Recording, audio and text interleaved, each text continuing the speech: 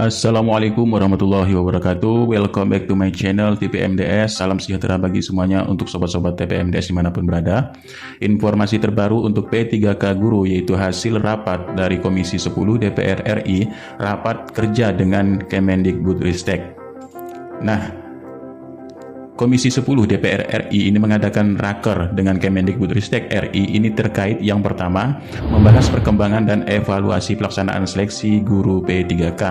Nah, kemudian penyerahan laporan panja Merdeka Belajar Kampus Merdeka Komisi 10 DPR RI, kemudian evaluasi pelaksanaan asesmen nasional, serta penjelasan kebijakan Merdeka Belajar episode 14-17. Nah, rapat ini dilakukan yaitu pada 12 April tahun 2022. Nah, di dalam rapat tersebut ada paparan dari Menteri Pendidikan Nadiem Anwar Makarim serta dari Dirjen GTK Kemendikbudristek yaitu Bapak Iwan Syahril terkait perkembangan P3K Guru tahun 2022. Guru dan Tenaga Kependidikan GTK Honorer yaitu Bapak Iwan Syahril ini Kemendikbudristek ini selalu berkoordinasi dengan panitia seleksi nasional terkait seleksi P3K Guru tahun 2022. Nah, Bapak Iwan menjelaskan koordinasi internal di sini bersama Panselnas yaitu Kemendikbudristek, Kemenpan RB, BKN, BKP dan BSSN. Nah, serta Kemenkyu serta Kemendagri terkait hasil evaluasi guru P3K tahun 2021 dan melakukan perbaikan perubahan mekanisme seleksi P3K guru tahun 2022. Oke, sebelum lanjut, ini ada informasi untuk aplikasi mengajar untuk guru dimanapun berada. Ini aplikasi sangat bagus sekali untuk cocok untuk para guru di Indonesia, yaitu aplikasi Teachmin. Aplikasi mengajar lebih mudah untuk menggunakan aplikasi Teachmin secara online.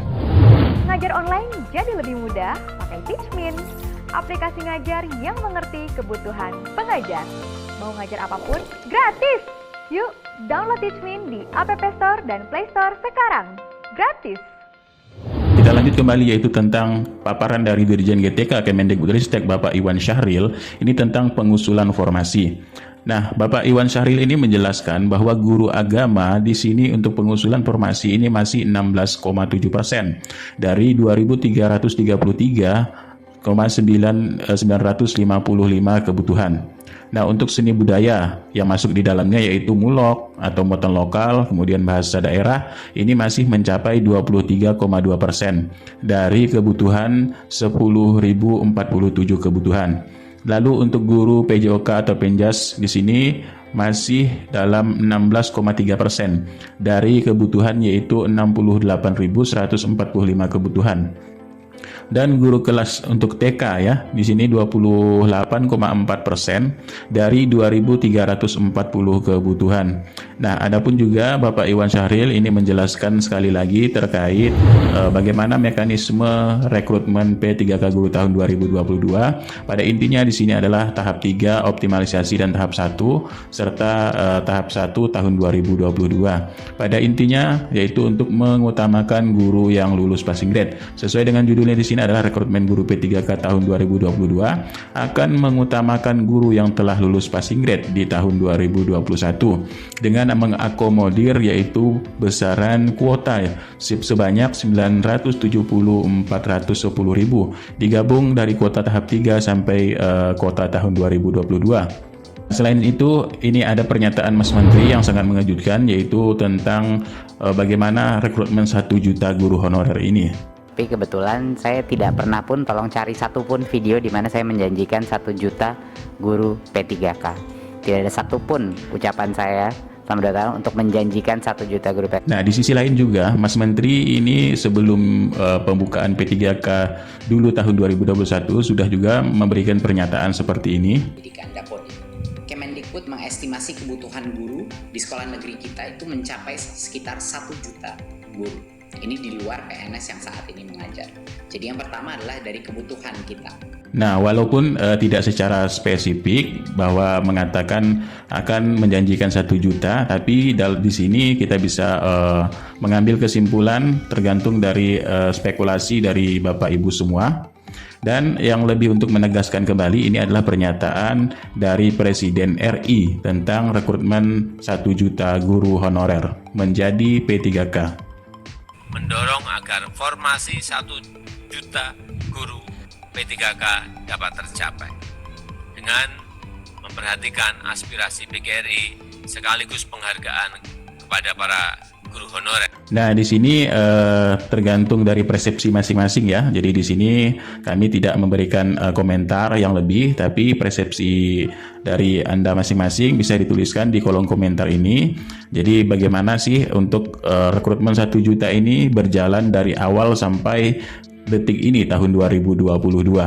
Oke, selain itu kita lanjut kembali yaitu tentang hasil rapat 12 April tahun 2022. Tentang di sini banyak agendanya tadi, tapi di sini kami akan mengambil sedikit rangkuman tentang P3K guru.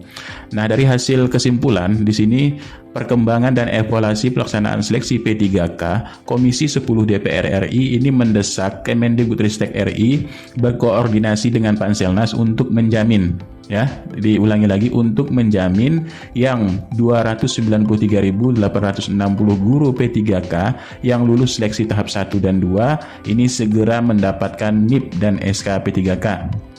Nah, kemudian Komisi 10 DPR RI ini mendesak Kemendikbudristek RI berkoordinasi dengan Panselnas untuk memastikan.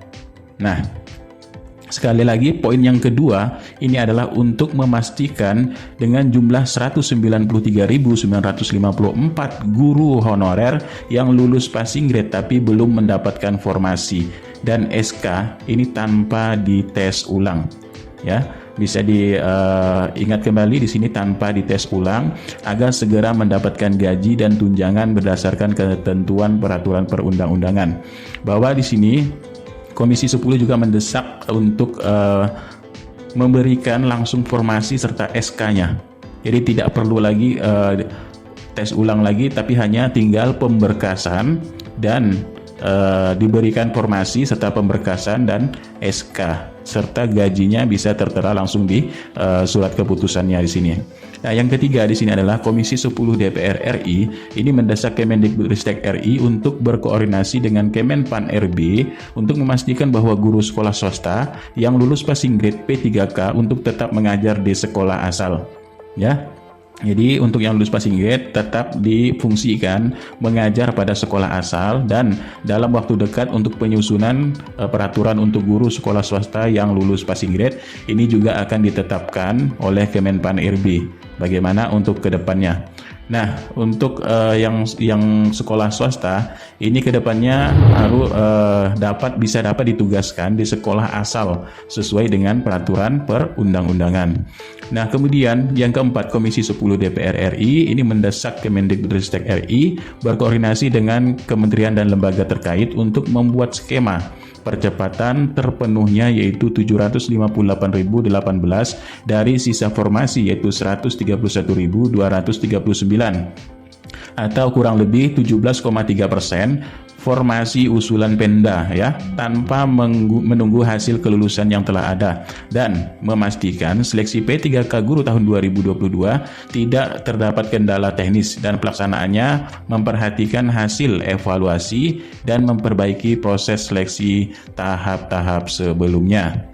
Nah, itulah sedikit rangkaian untuk hasil dari rapat pada 12 April 2022 bersama Kemendikbudristek RI membahas tentang evaluasi rekrutmen P3K guru tahun 2021 untuk ke tahun 2022. Nah, untuk pelaporan hasil dari rapat ini dan merealisasikannya, di sini Komisi 10 meminta Kemendikbudristek RI untuk menyampaikan jawaban tertulis terhadap pertanyaan dan catatan anggota paling lambat 18 April tahun 2022. Kami ulangi di sini hasilnya untuk diserahkan kepada DPR ini paling lambat 18 April tahun 2022. Nah, itulah serangkaian informasi yang didapat dari hasil rapat bersama Kemendikbudristek RI dan DPR pada 12 April tahun 2022. Oke, sekian, terima kasih informasinya, mudah-mudahan ini sedikit bermanfaat. Billahi taufiq wal hidayah. Wassalamualaikum warahmatullahi wabarakatuh.